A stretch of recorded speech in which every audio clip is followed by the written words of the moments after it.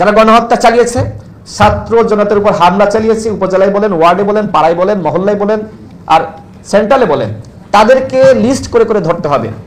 যদি আপনি সাধারণ মানুষকে হয়রানি করেন, তাহলে কিন্তু এই সমাজ রাষ্ট্র ব্যবস্থা ভেঙে পড়বে। দেখেন গ্রামগঞ্জে আমরা দেখি না যে ভাই আওয়ামী লীগ করতো, তার আরেক ভাই বিএনপি করে, আরেক ভাই জামাত করে না এরকম? সুতরাং যদি আপনি ওই ভাই মনে করেন অপরাধ করে না, আওয়ামী লীগ করতো, ওকে যদি আপনি ধরেন, তাহলে ভাইয়ের মধ্যে ভাইয়ের সম্পর্ক নষ্ট হবে, সামাজিক বন্ধন নষ্ট হয়ে যাবে, সমাজ রাষ্ট্র ভেঙে পড়বে। সুতরাং আপনি ওই বুলডোজার দিয়ে সব গুড়িয়ে দিবেন, এ ধরনের মনস্তত্ত্ব পোষণ না করে আমার মনে হয় একটু ঠান্ডা মাথায় ভাবা দরকার। রাষ্ট্র চালানো আর বিপ্লব করা, আন্দোলনের নেতৃত্ব দেওয়া কিন্তু এক বিষয় না। দেখেন আমাদের ট্রাম্প এবং মোদি সাহেবের বৈঠক হয়েছে, এটাকে অনেকে খুব ছোটভাবে দেখছে।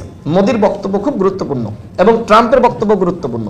বাংলাদেশ ইস্যুতে আপনার ট্রাম্প সাহেব উত্তর দিতে কাকে বলেছেন? মোদিকে। এখন এইটা অনেকে ঠাট্টা করতেছে, এটাকে আমি ছোটভাবে দেখছি না, এটার গুরুত্ব আছে।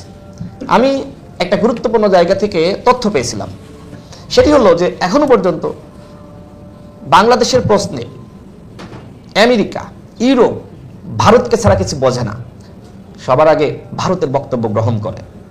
আমি অনেক কিছু আসলে এখানে খোলামেলা বলতে পারছি না, কিন্তু এটা সত্য এবং এই বক্তব্য আমি একটি গুরুত্বপূর্ণ জায়গা থেকে পেয়েছি।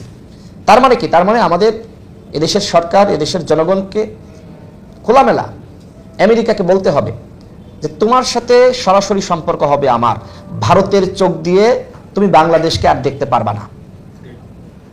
এখনো পর্যন্ত কিন্তু ভারতের চোখ দিয়ে কিন্তু আমেরিকা বাংলাদেশকে দেখছে, তার প্রমাণ কিন্তু আপনারা এই বৈঠকে পেয়েছেন। এরপরে যদি আপনারা বলেন না, মোদির হাতে আসলে ট্রাম্প বাংলাদেশকে ছেড়ে দেয়নি, এটা হয়তো আপনি নিজেকে মানে খুব বেশি প্রিফাল ফিল করছেন, এই জন্য হয়তো বলতে পারেন, বা নিজে নানান কারণে বলতে পারেন, কিন্তু এটা কিন্তু সত্য যে এখনো বাংলাদেশ প্রশ্নে আমেরিকা ভারতকে ছাড়া বোঝে না। সুতরাং আমাদেরকে আমেরিকাকে বলতে হবে যে ভারতের মাধ্যমে ভায়া হয়ে কোনো সম্পর্ক, কোনো বোঝাপড়া আমরা চাই না। সরাসরি একটি স্বাধীন রাষ্ট্র আমরা, তোমরাও স্বাধীন রাষ্ট্র, তোমাদের সাথে আমাদের সরাসরি সম্পর্ক থাকবে।